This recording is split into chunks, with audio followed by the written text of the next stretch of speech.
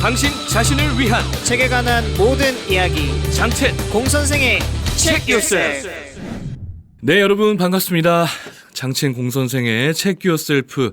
오늘도 어김없이 여러분을 찾아왔습니다. 안녕하세요. 네, 안녕하세요. 네, 공선생님 안녕하세요. 공선생이라고 합니다. 네, 전 장첸이고요. 네. 저번에 공선생께서 말씀하셨잖아요. 네. 일단 연말까지 저는 목표가 뭐 구독자 1000명이 됐으면 좋겠다 이런 얘기를 했었는데 공선생께서는 일단 꾸준히 했으면 좋겠다. 그렇죠. 그런 말씀 해주셨는데 네. 오늘도 어김없이 저희가 또 책 하나를 읽어왔고 맞아요. 촬영을 준비하고 이렇게 시작을 했어요. 네. 그래서 참 귀찮아서 네. 조금 뭐 미루거나 금방 때려칠 법도 한데 네. 이렇게 하루하루 열심히 해나가는 저희 모습을 보면서 저는 굉장히 스스로 뿌듯해요.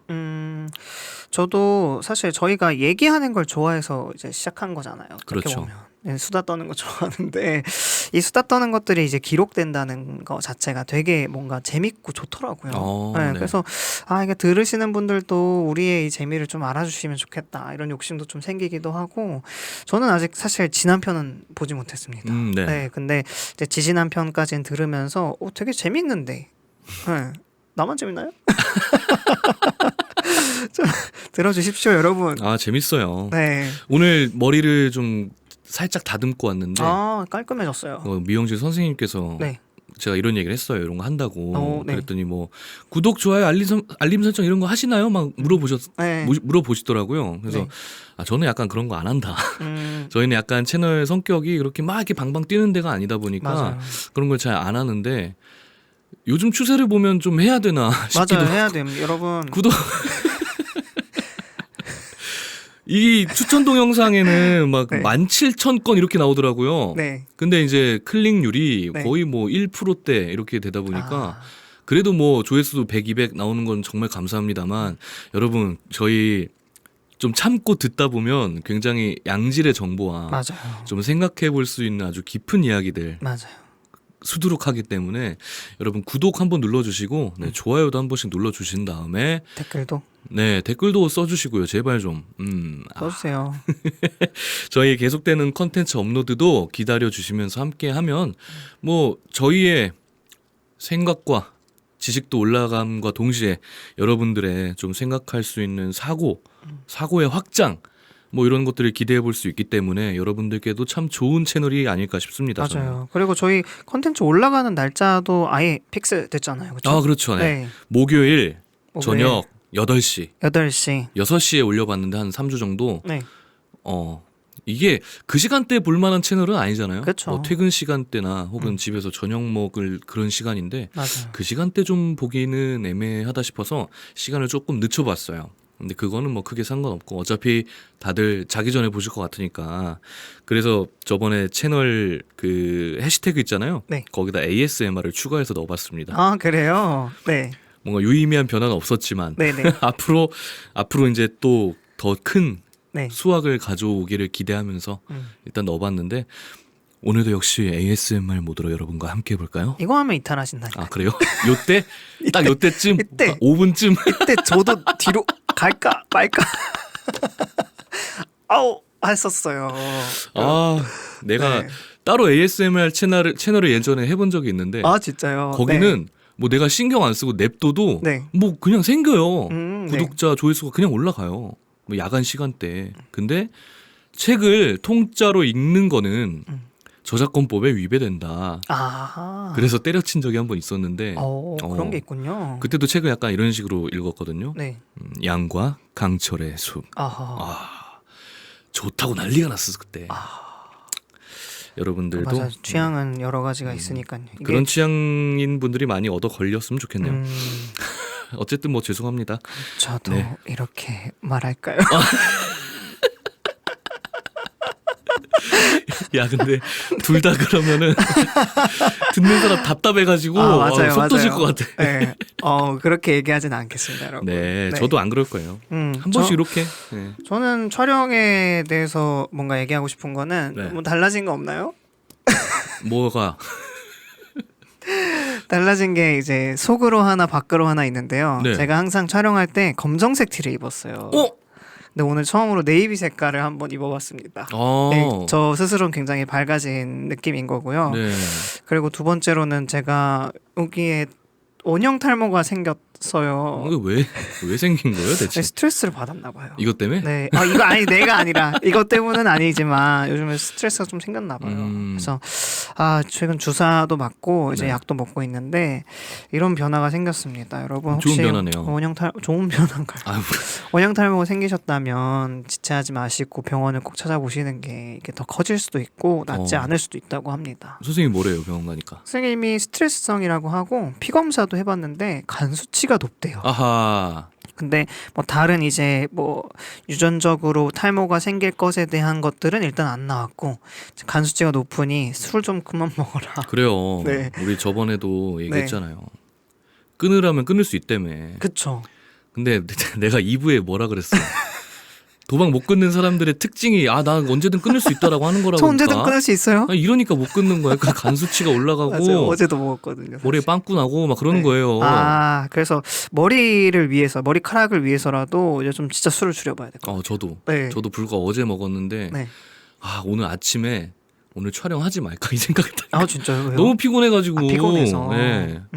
많이 먹지도 않았는데 나이가 먹으면 진짜 이래요 요즘. 맞아요. 힘듭니다. 음. 그리고 뭐 머리카락 얘기하니까 네. 뭐 생각나는 건데 저도 네. 지금 약을 먹고 있어요. 뭐 하겠다고 먹는 것까지는 아닌데 네. 대부분 이제 30대 중반 후반쯤 되면은 뭐 슬슬 먹어라. 뭐 주변에서도 그쵸. 이야기를 많이 하더라고요. 네. 네, 그래서 지금 상태를 유지할 수 있게 해준다. 맞아요. 그러길래 저도 먹고 있는데 네. 마침 이제 우리 공 선생도 네. 비슷한 일이 있어서 뭐 약 받아오셨나요? 네. 그 남성형 탈모약은 아직 못 받은 게 간 수치가 높다 보니까 약을 추가하면 간에 무리가 될 수 있다 그래서 일단 남성형 탈모약은 좀 원형 탈모가 치료가 된 다음으로 미루고 그래요. 일단 원형 탈모 주사만 오늘 머리 두 군데다 주사를 맞고 왔는데 머리에다가 네, 꽤 아프더라고요. 네, 꽤 따끔합니다. 하고 누르는데 꽤 아파요. 네. 그래서 저도 이제 곧 1000만 탈모인 클럽이죠.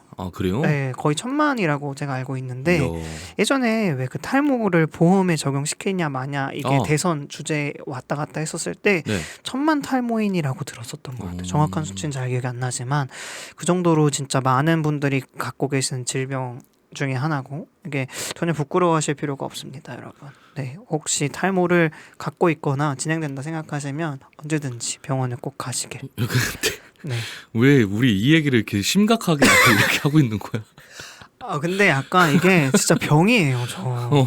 진짜 무슨 얘기든 심각하게 할 수 있어요. 순간 나도 네. 듣다가 네, 무슨 캠페인 하는 것 같이 들려가지고 네, 진짜.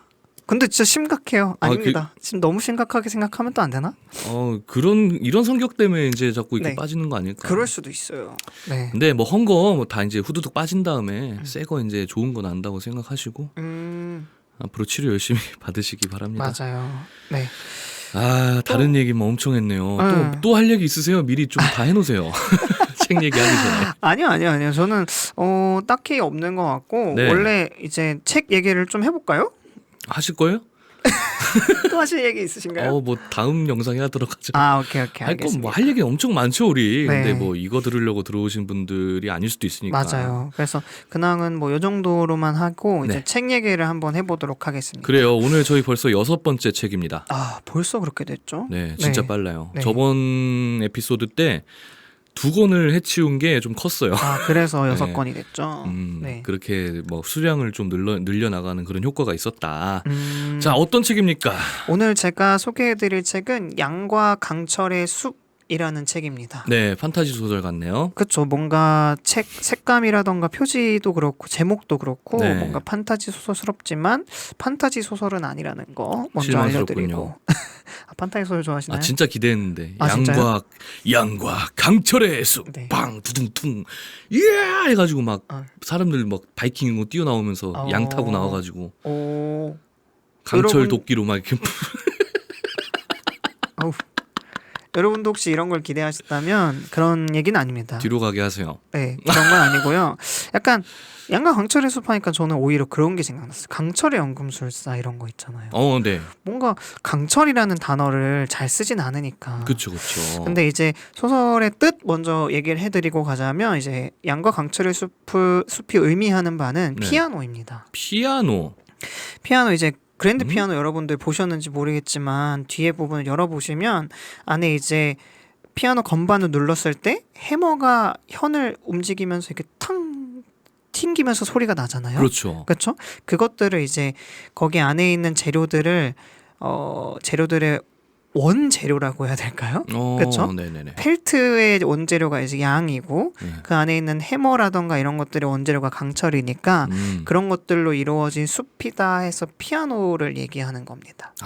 네, 그 피아노 안에 소리 막 뮤트하거나 이렇게 딱 잡아놓는 맞아요. 그 펠트가 이제 양털로 그쵸. 만든 이런 네. 거고 그래. 피아노 줄도 음. 철인가요? 줄이 철인가요? 줄이 현이라고는 했는데 무슨 현인지까지는 뭐 모르겠네요. 고래 힘줄은 아닐 거 아닙니까? 네, 그것까지는 모르겠네요. 뭐 어쨌든 네. 네, 그리고 그 해머가 이제 강철이고 그래서 이제 그거를 표현하는 게 양과 강철의 숲이고 이 정도까지 했으면은 이 내용을 좀 예측하실 수 있을지 모르겠지만 그래도 한 번 더 꽈서 뭔가 피아노 얘기니까 피아니스트 얘기일 것 같지만 피아니스트와 아주 긴밀한 연관을 갖고 있는 조율사에 대한 얘기입니다. 네. 조율사. 네, 피아노 조율사에 대한 얘기인데 혹시 조율사 여러분들 잘 아실지 모르겠지만 저는 조율사란 직업이 있는지는 몰랐어요. 아 그래요? 네. 보신 적 있나요, 조율사? 실제로 본 적은 없죠. 길 가다 이렇게 보면 조율사 이렇게 알 수 있는 게 아니잖아요. 그렇죠. 뭐 내가 부를 일도 없고. 근데 뭐 얼마 전에 유퀴즈에도 한번 나오셨었고. 아 그래요? 30 몇 년 동안 이제 뭐 한 명인인데 뭐 어떤 외국의 뭐 지휘자들, 피아니스트들이 이분이 조율한 피아노가 아니면 연주를 안 하겠다. 뭐 이런 에피소드들도 있었고. 아 그래요? 네, 그런 명인도 우리나라에 한 분 계시고. 네, 그러다 보니까 조율사라는 게 있구나. 그리고 굉장히 존경받을 만한 멋진 직업이구나. 맞아요. 라는 걸 그때 알게 됐습니다. 저도. 네. 그래서 저는 조율사가 있겠거니라는 생각은 했지만 네. 조율사란 직업에 대해서 알게 된 경우는 이 소설을 통해 처음 접해보거든요.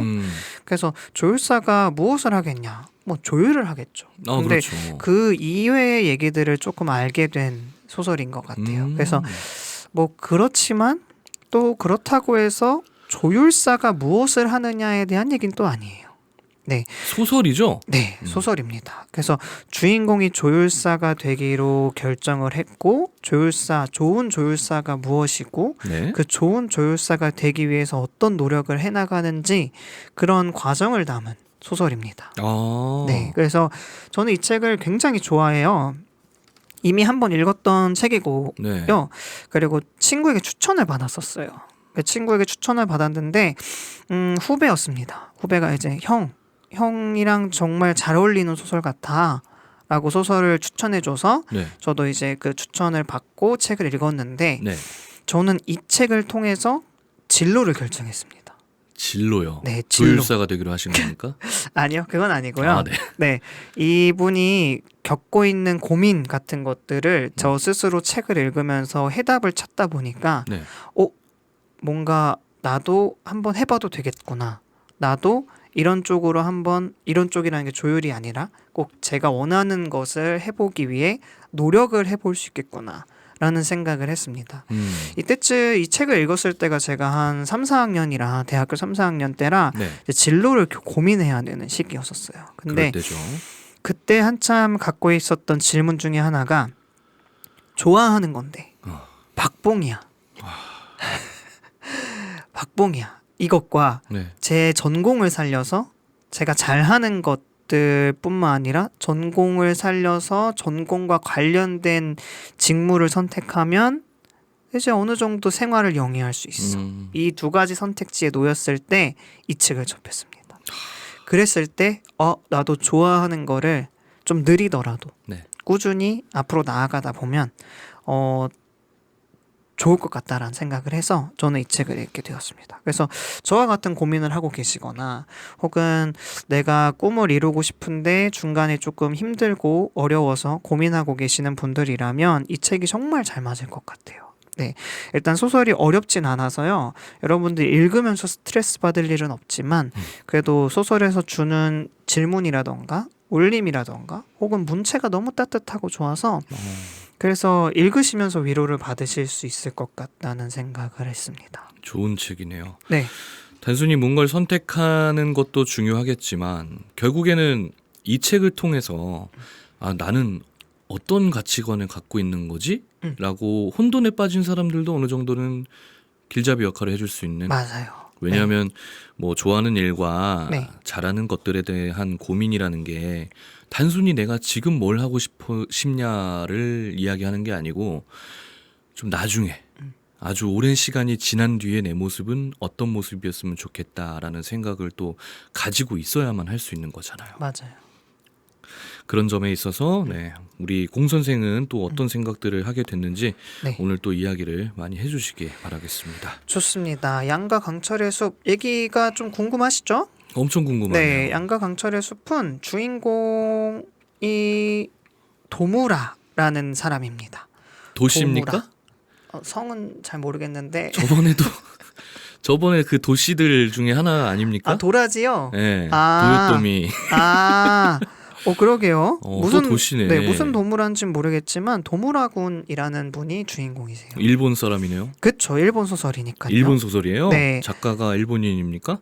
맞네요. 작가나 책에 대한 얘기를 조금만 더 설명해드리자면 일단 작가는 미야시타 나츠라는 분이시고요. 나츠상. 네, 소설이 유명한 것들이 이제 그러니까 우리나라에 유명한 것들이 있지는 않아요. 네. 네, 근데 이제 양과 강철의 숲은 그나마 좀 흥행에 성공을 했다고 볼 수 있는데 저는 근데 토시 한 번도 들어보지 못했어요. 그쵸. 네. 근데 이게 일본에서는 일본 서점 대상이라는 상이 있습니다. 서점 대상. 네, 서점 대상이 있는데 이제 일반 문학계에서 주는 상은 뭔가 전문위원들이 혹은 소설가들이 심사를 하잖아요. 그렇게 해서 수상을 하게 되어서 조금 대중들에겐 난해하고 너무 문학적인 작품들이 수상을 하게 되는 경우가 발생을 할 수 있는데 네. 일본 서점 대상은 신간을 판매하는 서점 직원들이 투표를 합니다. 직원들이. 네. 그래서 오. 어떻게 보면은 대중들과 가장 가까이 있는 사람들이 직접 투표를 읽어보고 하기 때문에 그렇죠. 대중성과 오락성도 어느 정도 가미될 수 있고 근데 그렇다고 해서 서점 직원들이 막 책에 문외한이진 않잖아요. 그럼요. 그래서 문학적으로 덜 뛰어난 것들을 선택하지도 않을 거예요. 그러다 보니까 이 세 가지 토끼를 다 잡을 수 있는 그런 것들을 뽑을 수 있는 약간 책에 주는 상이라고 볼 수 있는데 이 책 양과 강철의 숲이라는 책이 2016년에 1등을 했습니다. 2016. 네, 네. 2016년에 1등을 했는데 2016년에 2등을 한 책이 무엇이냐라고 봤을 때 우리나라에서는 꽤 흥행을 했던 너의 췌장을 먹고 싶어라는 책입니다. 이 책은 영화로도 나왔는데 그렇죠.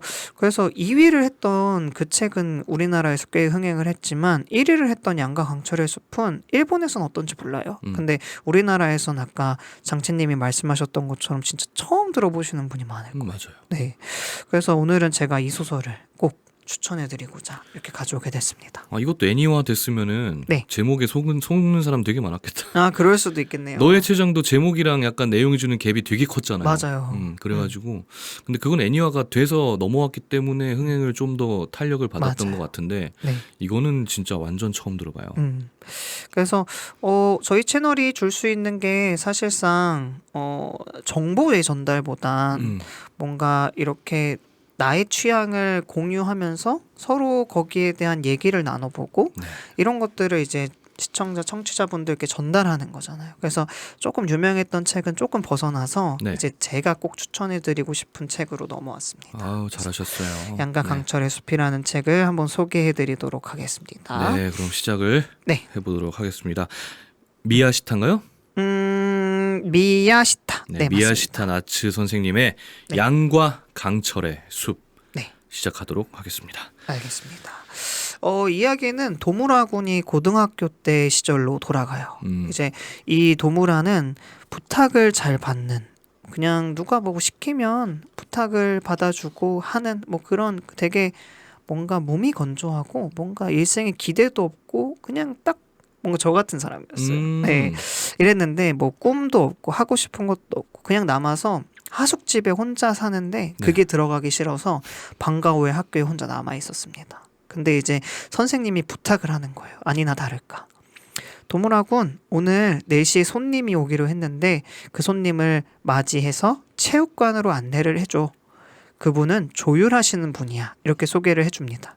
그래서 4시에 딱 가서 마주했는데 이 도무라도 저처럼 조율사가 뭐 하는지 몰랐어요. 아, 네. 그래서 에어컨을 수리하러 오셨나? 하고 갔더니 어떤 큰 가방을 들고 있는 한 조율사분을 만나게 됐습니다.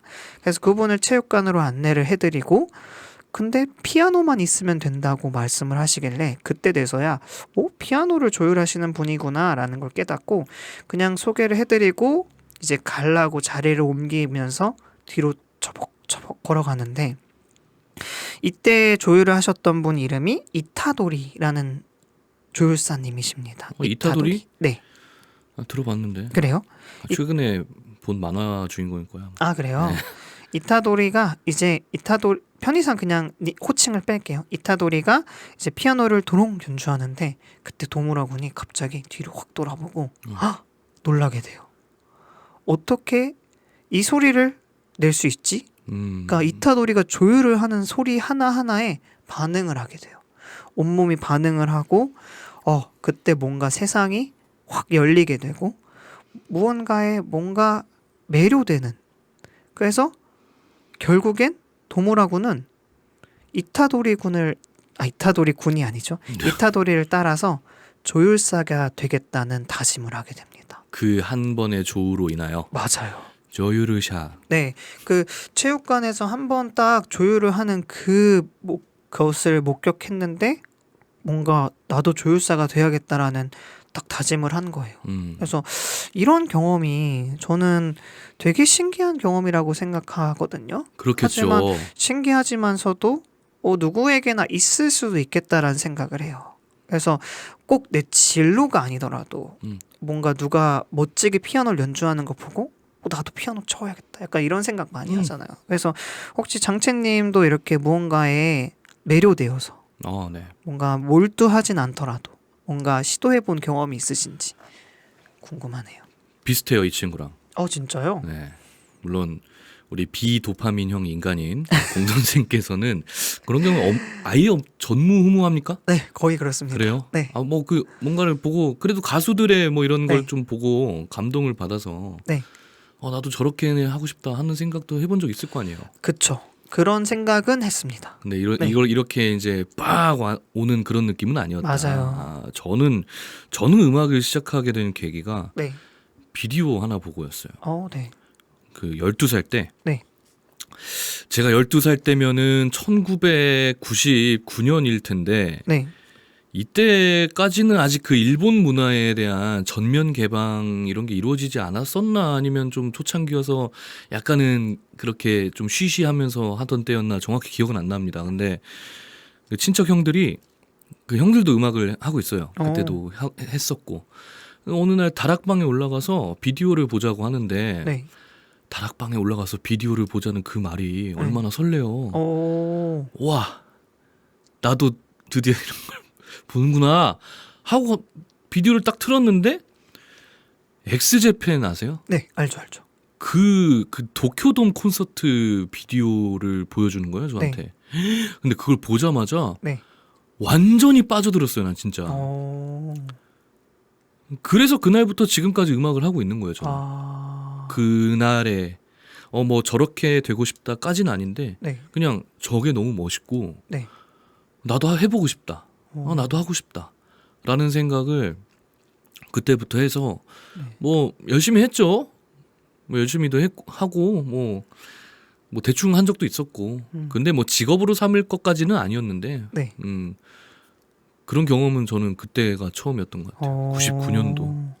저는 완전히 공감하지 못했거든요. 아, 네. 네, 소설을 보면은 이제 어떤 표현까지 쓰냐면 제가 중간중간에 소설을 조금씩 인용하면서 말씀드리겠습니다. 그래서 어떤 표현까지 쓰냐면요. 피아노가 어딘가에 녹아든 아름다움을 꺼내어 귀에 들리게 해주는 기적이라면 나는 기쁘게 피아노의 종이 되리라. 이걸 도무라라는 아이가 했다는 표현인 거예요? 말입니다. 네, 맞아요. 그래서 이 정도까지 매료되어서 단기간에 무언가를 이렇게 할 수가 있나요? 그래서 궁금하네요. 그때는 어땠어요? 너무 좋았어요? 그 엑스제팬의 동영상이? 깜짝 놀랐죠. 깜짝 놀래요? 예. 와, 저런 게 있구나. 네. 저런 세상이 있구나. 저렇게 하는 거구나. 저렇게 멋있을 수가 있구나. 그게 아마 1988년에 했던 공연일 텐데 네, 뭐 옛날 비디오는 뭐 화질 자체도 많이 안 좋았지만 네, 그 당시에도 이미 10년 전 비디오다 보니까 네. 화질이 진짜 개판이었는데 지금 보면 지금 보라고 하면 저는 못 보겠어요. 가끔 이제 돌려보긴 해요. 저도 네. 유튜브에 있고 하니까. 근데 그 당시 느낌으로는 와 진짜 뭐라고 말로 설명할 수 없는. 근데 그거는 뭐 저의 첫 기억인 거고 그 이후로도 많죠. 아, 많아요? 많아요. 최근에도 신기하다. 네. 뭐 우리 같이 노는 친구도 네. 볼링 몇 번 치더니 음. 아 너무 재밌다고 막 볼링 백산에 공산에 뭐 난리 부리는 친구 있잖아요. 맞아요. 저도 그런 편이고 성격이 어, 뭐 하나 빠져가지고 어떤 계기로 인해서 네. 뭐 하나 빠져서 이거 할 거면 좀 진득하게는 아니더라도 네. 제대로 좀 갖춰놓고 해볼까? 어, 라는 생각으로 뭐 유튜브 영상 막 찾아보고 강좌 듣고 어, 이렇게 하다가 또 이제 금방 안 하게 되지. 아, 근데 뭐 지금까지 하고 있는 거는 이제 그때 충격을 받았던 어렸을 때 충격을 받았던 뭐 음악이다. 뭐 그러는데 네. 저는 그런 경험 많아요, 되게. 이것도 아마 그런 일환이 아니었을까? 아, 그래요? 이것도 누가 하는 걸 보고, 제가 이제 네, 좀 보고 듣고 하는 채널들이 꽤 있는데 네, 혹시나 이런 거 이제 관심 있어가지고 네. 이런 카테고리 위주로 많이 보시는 분들이라면은 뭔가 플랫폼적으로나 혹은 뭐 내용을 전달하는 방식이라든지 이런 것들이 어느 채널들과 좀 많이 닮아 있는데 하는 느낌이 들 수도 있어요. 네. 저도 그런 걸 보고 와 저렇게 이야기해보고 싶다. 저렇게 이야기를 정리하면서 이야기를 나누고 우리의 것들을 기록해보고 싶다라는 이게 한 번에 빡 꽂힌 게 와가지고 그게 부러운 거예요 또. 책 하나 읽고 와서 자기들끼리 떠들고 이야기하는데 그게 또 뭐 마냥 개소리는 아니고 당연히 또 듣는 내가 청자의 입장으로서 얻어갈 것도 참 많고 그리고 나중에는 책 내용을 떠나서 그냥 그 사람들에게 애정이 가고 네. 애착이 가기 시작하는 저를 느끼면서 네. 나도 이런 걸 해보고 싶다 하고 약간은 좀 꽂혀서 공 선생에게 제안을 했던 것 같아요. 꽂혀서 제안을 하고 하다 보니까 아 이걸 더 할 수 있을까라는 네. 생각도 하게 되고 근데 대부분이 그렇잖아요. 뭐 꽂혀가지고 뭐 엄청 열심히 하다가 갑자기 식고 이제 그때부터는 뭐 지속성의 싸움인 거죠. 열정 이거 하니까 되게 고등학교 때 영어 선생님이 해주신 명언이 있는데 네. 맨날 이 주먹으로 애들 머리를 이렇게 때리는 사람이 있어요. 양손으로 빠박 소리 나게. 네. 되게 할아버지 선생님이었는데 네. 그 선생님이 맨날 수업 시작할 때 외치는 격언이 있어요. 네. 우리에게 다 시켜요. 네. 그래서 고귀한 것은 열정이 아니라 지속성이 있는 것이다. 아, 되게 좋은 말이죠. 멋진 말인 것 같아요. 네. 근데 저는 열정만 좀 가득한 사람인 것 같아요. 그래서 뭐 가끔은 지속성을 갖기 위해 좀 노력하자라고 생각해보는 경우도 많죠. 그 지속성에 대한 얘기가 책에서 말하고자 하는 바랑 좀 비슷한 것 같아요. 아 그래요? 네. 저는 왜 매주 이렇게 작두를 탑니까? 작두를 탄다고요? 하고자 하는 얘기들이 다 여기 안에 있는 얘기고. 그게 좋은 거지 않을까요? 맞아요. 네. 좋은 거지. 맞아요. 그만큼 뛰어난 사람이다. 그만큼 많은 다른 걸 알고 것들을 있고. 통해서도 간접 경험을 많이 해봤고 생각을 많이 해봤다는 거지 않을까요? 대단한 사람이다. 뭐 그렇게 하세요. 아, 네. 그렇게 합시다. 네, 대단한 알겠습니다. 사람이라고 여기 자막이라도 하나 놔야 되나요? 어쨌든 네. 고귀한 것은 음. 뭐라고? 뭐가 아니라 지속성이다. 열정이 아니라 지속성이 있는 열정이 것이다. 아니라 지속성이. 할아버지 선생님에서 맨날 고귀한 것은 막 이렇게 아, 선생님 보고 싶네. 그래서 저는 이 장면을 딱 읽으면서 되게 공감은 안 되지만 많은 분들이 이렇게 무언가를 시작할 수도 있겠다라는 생각이 들어서 이거를 한번 장채님과 얘기를 해보고 싶었습니다. 근데 그 친구는 네. 뭐 공 선생을 잘 모르고 추천해 준 겁니까? 아니요. 저를 잘 알고 추천해 줬는데 네. 이제 이거 말고 네. 뒤에 노력의 과정에서 느끼는 것들을 제가 고민하고 있었어요. 아 그래요. 네, 그러다 보니까 뭐 추천을 해준 것 같습니다. 그래서 일단 이렇게 해서 도무라쿠는 이제 피아노 조율사의 학교에 들어가고 결국에 아까 말했던 이타도리가 일하는 악기점에까지 취직을 하게 됩니다. 조율사가 뭐 배울 수 있는 학교가 또 있습니까? 네, 조율 전문 학교가 나오는데 오. 여기서는 한 페이지도 안 되게 그냥 입학했고 공부해서 취직을 했다. 이렇게 되게 짧게 얘기를 해요. 네. 그리고부터가 이제 조율사로서 도무라군이 겪는 에피소드에 대한 얘기를 쭉쭉쭉쭉 합니다. 네. 네. 그래서 그 에피소드를 통해서 도무라가 어떻게 성장을 해나가는지 보여주는데 여기서 중요한 등장인물이 두 명이 있어요. 유니와 가즈네. 유니? 네, 유니와 가즈네. 가즈네. 이 둘은 쌍둥이에요. 어우. 네, 쌍둥이인데 우연히 도무라가 자기의 선임인 야나기 이름이 헷갈리네. 야나기사와? 네, 야나기라는 선배를 따라서 조율을 하러 유니와 가즈네의 집에 찾아갑니다. 손님이군요. 손님이에요. 네. 그래서 찾아갔는데 둘이 피아노를 너무 잘 치는 거예요. 그래서 도무라는 이 가즈네의 피아노 실력에 매료되었어요. 또 얘는 도파민형 인간이에요. 그렇죠. 나랑 비슷한 줄 알았는데 아니야. 아니야. 네, 아닌 것 같아요. 뭐만 보면 그냥 걔가 이뻤겠지. 뭐 그럴 수도 있죠. 이름도- 쌍둥이 여고생이래요. 그래, 이쁜 애들 둘이 이렇게 똑같은 애들이 있는데 매료되죠. 근데 윤희는 되게 누가 들어도 잘 치는 사람이에요. 그래서 보통 사람들은 항상 윤희가 잘한다고 얘기를 하고 뭔가 콩쿠르나 대회를 가도 항상 윤희가 우승을 해요. 가즈네는 진짜 자기가 할 수 있는 것만 쭉 연주를 하는데 그 도무라는 그 속에서 무언가가 있다는 것을 발견하는 약간 이런 식으로 뭔가 취향이 좀 달라지는 그런 쌍둥이 피아니스트라고 네. 볼 수 있고요. 그 다음에 아까 얘기했던 야나기 씨가 이제 선배로서 나오고 그 다음에 한 명이 또 누구냐면은 아키노라는 선배가 나와요. 아키노. 네. 아키노 센파이. 그래서 이렇게 등장인물은 사실상 끝입니다. 네. 뭐 자잘자잘한 인물이 나오는데 뭐 그건 중요하지 않고 그래서 이 야나기와 도무라가 조율을 왔다 갔다 이제 견습생 시절에 왔다 갔다 하면서 막 이것저것 얘기를 하고 또 좋은 조율사는 무엇인지 어떻게 하면 조율을 잘 할 수 있는지 뭐 이런 얘기들을 해나가는 에피소드들이 네. 책에 주된 내용이에요. 음흠. 그러다가 이제 윤희가 갑자기 병에 걸립니다. 피아노를 못 치게 되는 병에 걸려요. 신기한 병이네요. 네, 이게 피아노를 딱 앞에 딱 앉으면 약간 신경성으로 이제 피아노를 못 치게 되는 그런 병에 걸리는데 그러면서 이제 가즈네의 피아노를 응원하게 됩니다. 윤희는.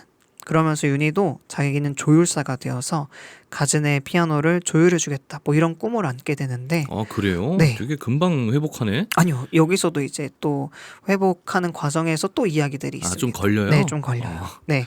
그러면서 막 도무라와 상담도 하고 뭐 이렇게 되는데 결국엔 가즈네가 피아노를 치게 되고 그러다가 이제 아까 선배라고 했던 야나기 씨가 결혼을 하게 됩니다. 딴 사람이랑? 네. 뭐 다른 사람? 이렇게 그냥 여자친구랑. 네, 그러니까 윤희 결혼을- 가즈네 아니고. 네. 네. 결혼을 하게 되는데 그때 가즈네 가즈네가 피아노 연주를 하게 되고 피로연에서 네. 네 그다고 전개가 너무 빠른데 지금. 그런가요? 이게 얘기가 별거 없어요. 그래요? 네 얘기가 진짜 별거 없어요.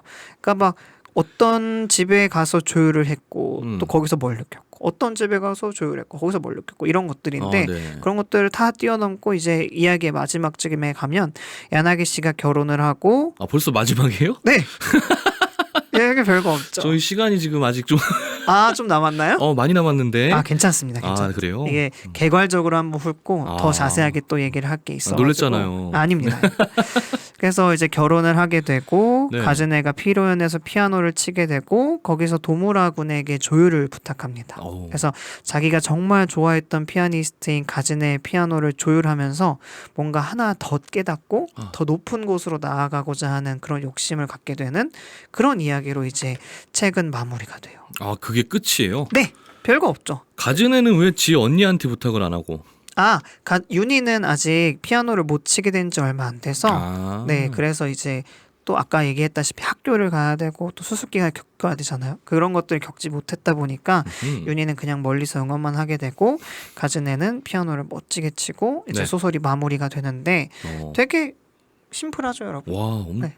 엄청 뭐 말할 게 없는데. 그렇죠. 자, 이렇게 끝났습니다. 저희 체크 요셀프 오늘 순서는 여기까지만 할까요? 네, 아니요, 안 됩니다. 저는 질문을 하고 싶은 게 너무너무 많아가지고 그래요. 네, 생각들. 되게 질문하고 싶은 게 되게 많았는데 네. 일단 또 간단하게 비슷할 수가 있어요.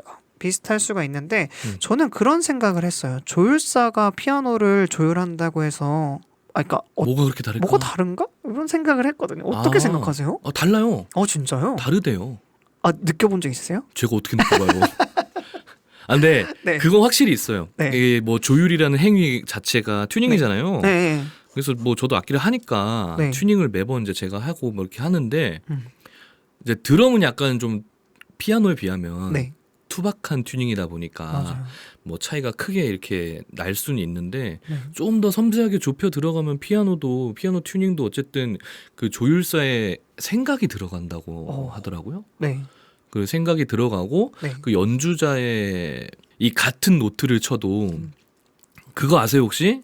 킬로헤르츠별로 헤르츠별로 그 네. 음정 튜닝 다르게 돼 있는 거? 뭐 440. 440이 C가 440, 뭐 442, 네. 뭐 446까지도 올라가는 것도 있고. 네, 맞아요. 뭐 그걸 C 하나를 잡고 그걸 기준으로 이제 튜닝을 하게 되면은 네. 이제 끝으로 갈수록 차이가 더 많이 나게 되니까 그런 연주자들도 그런 데에서 취향을 타는 사람들이 꽤 많다고 해요. 그리고 어떤 곡은 440으로 해야 되고 네. 어떤 곡은 438로 내려야 되고 뭐 이런 곡들도 있다 보니까 조율사 많이 탄대요, 손을. 되게 많이 탄대요. 드럼도 마찬가지로 쪼여놓은 거 보면은 네. 누가 하는지 보여요. 이제 어. 같이 좀 음악 생활을 한 사람들끼리라면은 네. 쪼여놓은 거 보면은 이제 누가 했는지 티가 나고 그 유료 어플 중에 네. 마이크 가지고 드럼 튜닝 해주는 어플이 있거든요. 오. 거기 보면은 그 유명한 아티스트들이 몇 피치를 쓰는지 그 프리셋이 다 나와 있어요. 진짜요? 그래서 뭐 어떤 몇 인치 무슨 가죽으로 뭐 어떤 걸로 돼 있는 드럼의 경우라면은 뭐 마이크 포트노이가 쓰는 피치를 내고 싶다면은 뭐 이렇게 쪼여라. 이런 프리셋도 다 있을 정도로 튜닝의 세계는 진짜 뭐 손과 사람을 많이 탄다고 합니다. 되게 신기한 게 이게 저는 튜닝을 해봤자 그냥 기타 그 튜너 가지고 튜닝하는 게 전부인데 거기서 차이를 느낄 수 있다는 게 되게 신기한 것 같기도 하고 첫 번째는 네. 두 번째는 드럼 말씀해 주셨는데 드럼은 사실 타악기라 네. 음정이 없잖아요. 없다라기보다 음정을 덜 연주하는 중요하죠. 게 아니잖아요. 네, 그렇죠. 그런데도 그게 그렇게 중요하다는 게 좀 신기한 것 같아요. 맞아요. 그거 언제 느꼈냐면 저는 위플래시 영화 아시죠? 네네네. 네, 전 그 영화를 봤는데 드럼을 무슨 뭐 예를 들어 E 플랫으로 튜닝을 해놔 뭐 이런 식으로 얘기를 하는 거예요. 그래서 드럼을 뭐로 튜닝을 하는 거지? 막 이런 생각을 했는데 그때 이제 조율을 하는구나 드럼도. 그리고 조율을 하는 사람에 따라 그게 그렇게 다를 수가 있구나. 많이 다르죠. 그래서 저는 책을 읽으면서 되게 의아했어요. 그게 다른가? 혹은 내가 그거를 들으면 알 수 있나? 어떻게 보면 도무라라는 친구는 음악에 조예가 깊은 사람이 아닌데도 듣자마자 좋은 조율사가 조율한 걸 듣자마자 막 확 숲이 열렸다는 표현을 쓰는데 막 그런 경험을 했다 하잖아요. 예를 들어 저 같은 경우도 그렇게 느낄 수 있을까? 이런 생각을 하기도 했고 네. 이게 조율사가 아니더라도 예를 들어서 A라는 피아니스트가 있고 B라는 피아니스트가 있는데 둘 다 정상급이야. 그럼 둘의 차이를 알 수 있으세요? 알 수 있을 것 같아요? 저는 알죠. 진짜요? 나는 나기 네. 때문에 안다 이게 아니고 네.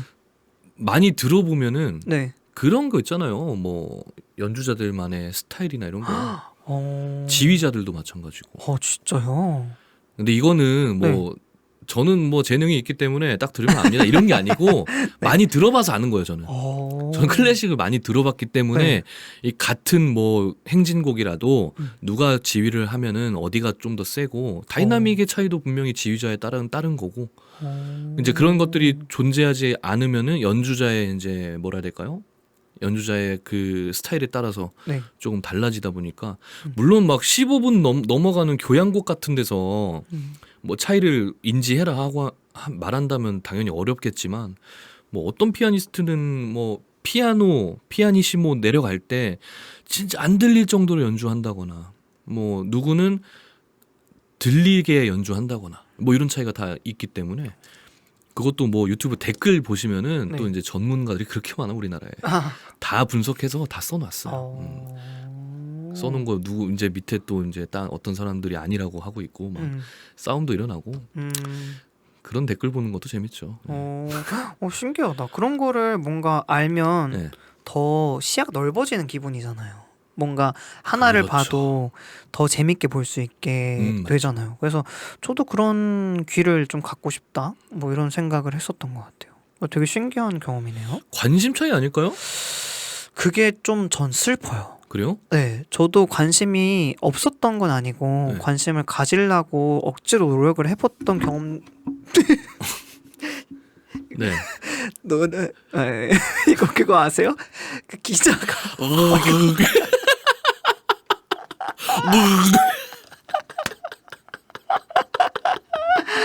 아이고 아 죄송합니다. 진지한 얘기 하는데 갑자기 마이크가 입으로 들어왔어.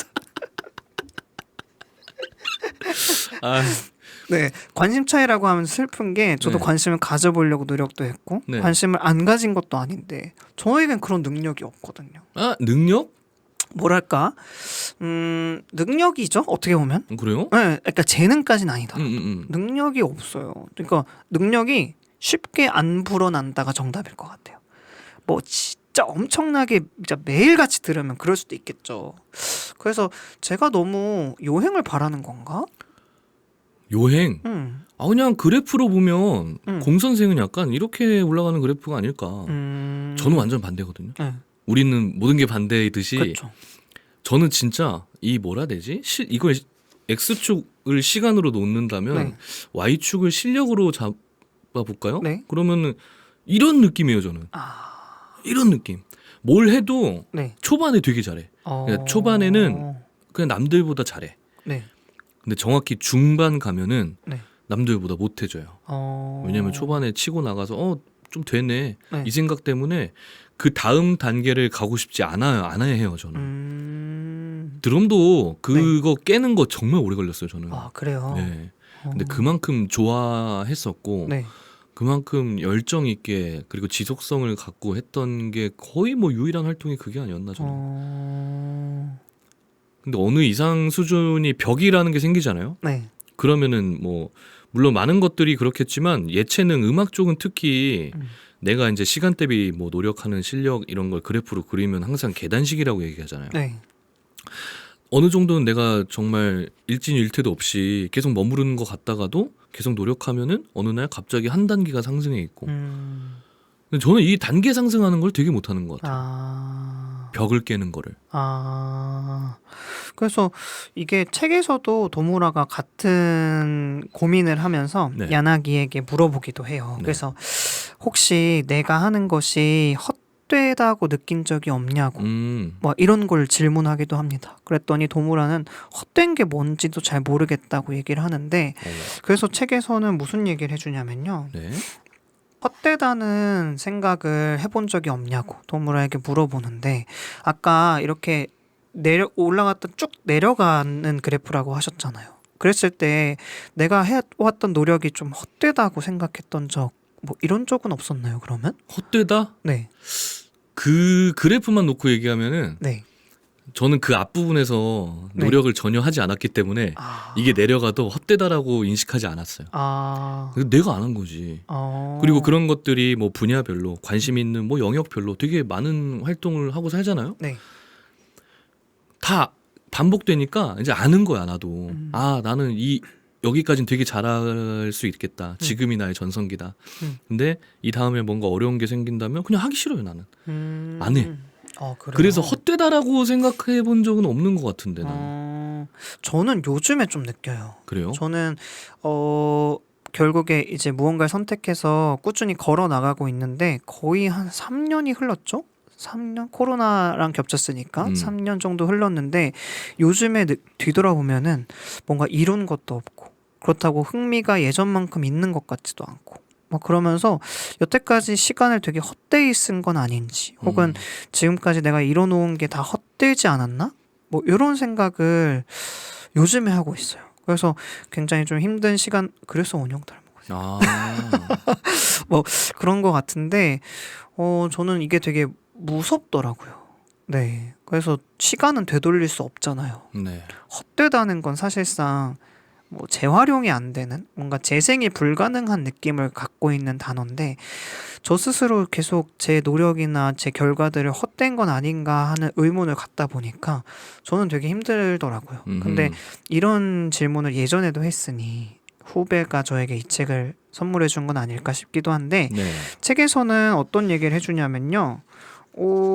되게 좋은 얘기지만 뻔한 얘기지만 좋은 얘기를 해줍니다. 혹시 여기 제가 밑줄 친 부분을 읽어주실 수 있나요? 그래서 걸어갈 수밖에 없다. 연주하는 누군가의 요구를 들으려면 한 걸음에 달려서 목적지까지 가면 안 된다. 고치지 못하니까. 한 걸음씩 한 걸음씩 확인하면서 접근한다. 그 여정을 침착하게 걸어가기에 발자국이 남는다. 언젠가 길을 잃어 돌아와야 할 때 그 발자국이 표식이 되어준다. 어디까지 돌아가면 되는지, 어디에서 틀렸는지 확인할 수 있다. 수정도 할 수 있다.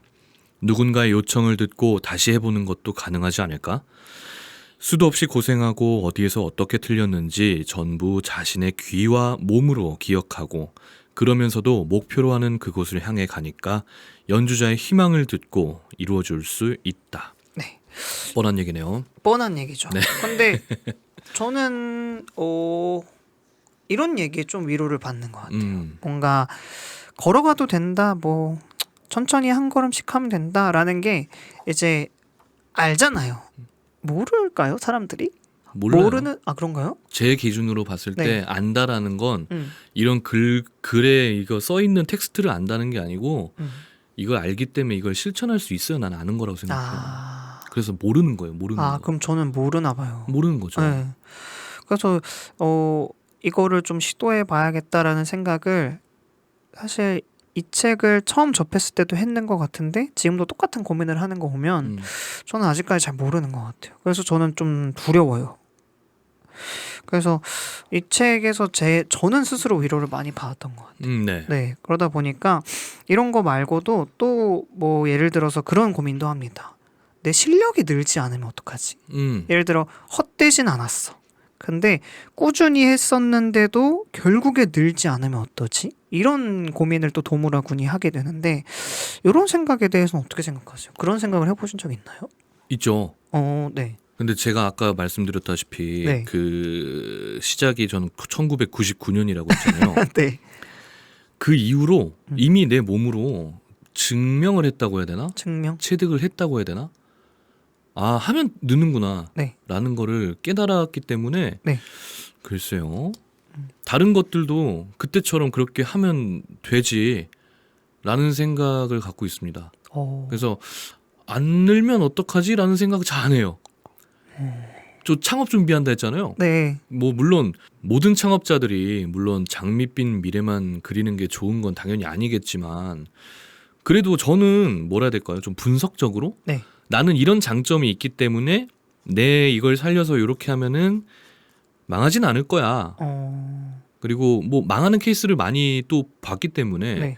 저렇게 하면 망하는구나라는 것들을 쭉 보면서 나름 정리하고 하다 보니까 이게 안 되면 어떡하지라는 생각은 안 해본 것 같아 진짜. 진짜요? 요거마저도. 어떻게 그렇게 생각할 수 있지? 신기하다. 이런 일이 생기면 네. 아 여기서 모자란 게 이거였으니까 이걸 하면 뭐 잘 되겠거니라는 좀 케이스가 많아서 그런 건가? 경험이 많아서? 아 또 뭐 난 경험이 많아 이렇게 얘기하면 또 네. 그냥 내 자화자찬인 것 같아가지고 네. 좀 그런데 경험이라고 할 수밖에 없네요. 네. 그렇죠. 경험이죠.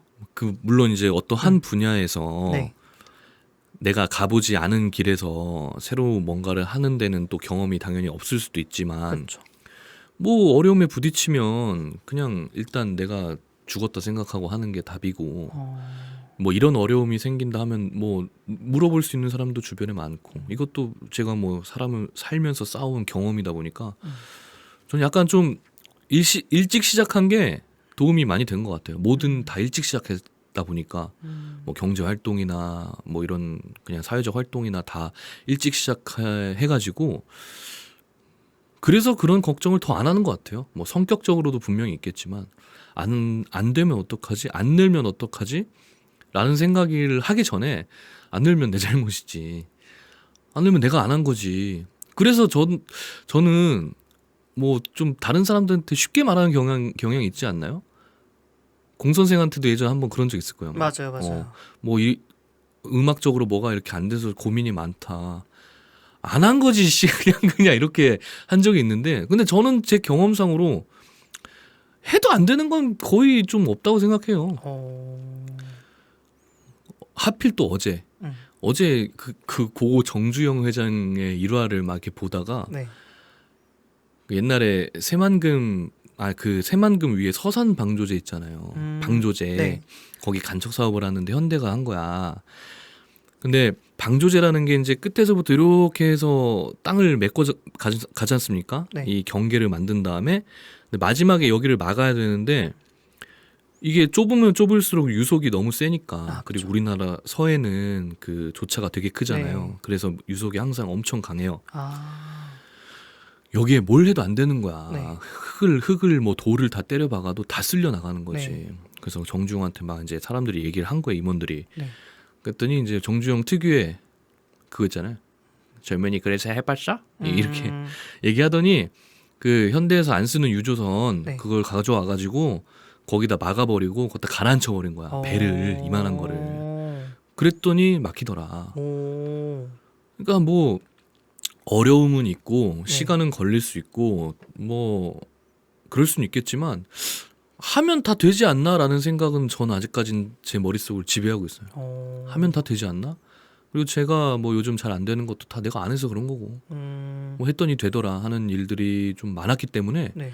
걱정은 할 수 있겠지. 뭐 고민은 할 수 있겠는데 그걸 가지고 그렇게 걱정해 본 적은 저는 없는 것 같아요. 안 되면 어떡하지? 안 되면 그 다음에 이걸 해야지 뭐 그냥 이런 생각들. 그럼 그런 어떻게 보면 성격적인 것들의 영향이 좀 있을 수 있잖아요. 이제 성격적이란 단어는 좀 사용하지 맙시다 우리. 호르몬 그렇죠. 호르몬적인 거야. 네, 호르몬적인 요인이 있을 수도 있지만 그렇죠. 그런 뭔가 지금의 이 장채님의 형태라고 해야 되나 형질 뭐라고 하죠? 뭐 형질? 네. 꼬라지? 이런 게 편하게 얘기해. 좋아요? 도움이 되나고 생각해요? 도움이 되냐고요? 네. 다시 한번 얘기해봐요. 그냥 이런 생각이 사실 항상 맞지는 않잖아요. 그럼요. 근데 이런 것들이 좀 본인 스스로한테 항상 도움이 좀 되는 편인지. 네. 도움 되게 많이 되고요. 그래요? 네, 그리고 스스로를 되게 갉아먹어요. 갉아먹나요? 네, 갉아먹는 것도 많죠. 오히려 내가 안 한 거다라고 계속 자책을 하게 되나요? 그것도 그렇고, 네. 뭐 나중에 안 되면 이렇게 하면 되지라는 생각을 하는 것도 무슨 일이 일어날 줄 알고. 내가 상정한 약간 최악까지는 아니더라도 좀 안 좋은 상황 외에도 정말 많은 일이 더 있는데 네. 그런 것까지는 생각을 좀 안 하는 편이 아닌가. 뭐 이게 단순히 얘기하면 대책 없다라고 할 수도 있는 거고. 근데 뭐 대책 없진 않잖아요. 내가 하는 짓거리들 다. 그쵸. 이거 안 됐을 경우 이렇게 하자라고 계획도 많이 세우는 편이고. 근데 도움이 되기도 하고 확실히 뭐 말씀드렸다시피 네. 본인을 갉아먹기도 하고. 그래서 더 안 하게 되는 것도 있어요. 노력을 좀 덜 하게 되는. 네. 뭐 이렇게 하면 이렇게 되니까 이렇게 되겠지 뭐. 이렇게 얘기할수록 자아성찰 많이 하게 되네요. 뭐 사실 유형이 다른 거니까 저는 사실상 되게 걱정하고 되게 무서워하고 두려워하는 스타일인데 뭐 저 같은 사람한테는 항상 이런 유형의 사람이 옆에 있으면 진짜 좋은 것 같아요. 그렇죠. 그래서 저도 계속 그런 생각을 되게 많이 하거든요. 요즘엔 좀 네. 조금은 단순하게 생각하자. 하면 된다. 그냥 뭐 너가 안 했다 이런 것까지는 아닌데 그래도 조금 하면 된다. 조금만 더 하면 그래도 길이 보일 거다. 네. 조금만 더 하면 성장할 수 있다라는 생각을 단순하게 좀 체화시키려고 하는 편인데 옆에서 이런 유형의 사람들 보면 옛날엔 그냥 마냥 부러웠거든요. 와 진짜 좋겠다. 나도 처음부터 뭐 잘했으면 좋겠다. 차라리 나중에 못하더라도 나도 두각을 드러내는 무언가가 한두 개라도 있으면 좋겠다. 뭐 나도 잠깐 반짝이더라도 무언가를 딱 보고 와 너무 재밌겠다. 이건 꼭 해봐야겠다라는 생각을 해봤으면 좋겠다. 이렇게 부러웠는데 네. 뭐 이제는 사실 수능했습니다. 저는 그런 사람이 아니에요. 그러니까 옆에서 이런 사람들이 말하는 걸 보면서 뭐 저거 한번 나도 노력해봐야지 뭐 이런 생각을 좀 하는 것 같아요. 그래서 어떻게 보면은 장채님한테는 이 책이 되게 쉬울 수도 있겠네요. 그렇죠. 네, 그럴 그렇죠. 수 있겠네요. 나는 뭐 이렇게까지 고민하나? 뭐 이러면서 넘어갈 수도 있겠네요. 그래서 얘도 이랬네. 얘는 왜 이러고 있는 거야? 막 이런 생각할 수도 있고. 그럴 수도 있겠네요. 그래서 지금까지 저희는 양과 강철의 숲에 대한 얘기를 하고 있습니다. 아 그렇죠? 그래요? 제목이 뭐라고요? 양과 강철의 숲에 대한 얘기를 하고 네. 있는데 맞다. 네, 이 주인공인 도무라가 조율사라는 직업을 선택하고 네. 그 직업에 대해서 가는 에피소드들을 주로 다루는 내용인데 그 에피소드들이 사실 크게 보면 목표를 갖게 되고 그 목표를 이뤄나가는 과정 속에서 느끼는 약간 에피소드들이다 보니까 그래서 저희가 이런 얘기를 할 수밖에 없을 것 같아요. 그렇네요. 노력이라던가 뭐 꿈이라던가 목표라던가 이런 얘기를 할 것 같은데 일단 1부를 이렇게 마무리를 해봐야 될 것 같아요. 그래서 1부는 사실 저희의 근황과 책에 대한 간단한 소개 그리고 책의 한 절반 정도 에피소드까지 읽으면서 제가 느꼈던 질문들을 나눠봤고요. 그 2부에서는 이제 뒤에 나오는 에피소드들을 읽으면서 제가 느꼈던 고민을 또 나누는 시간이 되지 않을까 싶습니다. 어쨌든 이야기를 스토리 자체는 크게 길지가 않은데 맞아요. 그 안에서 던질 수 있는 주제들이 뭐 무겁지도 않고 가볍지도 않지만 정말로 많은 사람들이 생각할 수 있는 맞아요. 정말 많은 사람들에게 필요한 그런 왠지 천연비누 같은 그런 이야기네요. 바로 우리 모두에게 필요한 네, 수천연비누 네, 이야기를 좀 한번 해볼까 해요. 좋습니다. 네, 양과 강철의 수천연비누. 네, 숲이 아니고요. 네, 이 사장님도 꿈이 참 많은 분이에요. 어. 뭐 음악적으로도 참 많은 활동하고 계시고, 뭐 저기 야구도 좋아하시고. 야구. 이 사람도 도파민형 인간 같아요. 보니까. 그래서 저랑 죽이 잘 맞고. 어쨌든 수천연비누 여러분들 모두에게 필요한 우리의 꿈과 목표와 그에 관한 노력을 이야기하는 것처럼 우리 모두에게 필요한 비누. 왜냐하면 청결함은 맞아요. 청결한 우리 몸과 손과 이런 거는 당연히 누구에게나 필요한 거잖아요. 맞아요. 그래서 여러분 청결한 생활 그리고 수천연 비누와 함께라면 여러분들도 뭐 꿈과 목표를 좀 더 이루기 쉽지 않을까. 이게 꿈과 목표를 이루기 위해선 항상 건강이 우선입니다. 그럼요. 근데 건강은 항상 청결함에서 오기 때문에 그렇죠. 손만 잘 씻어도 감기에 걸릴 수 있는 확률이 줄어든다 하잖아요. 아우 광고하는데 이렇게 옆에서 도움받는 거 되게 오랜만인 것 같아요. 그런가요? 맨날 혼자 좀 고군분투했는데. 근데 너무 고군분투하는 게 보이더라고요. 그래요. 네, 그래서 제가 도와드렸습니다. 고맙습니다. 그리고 네.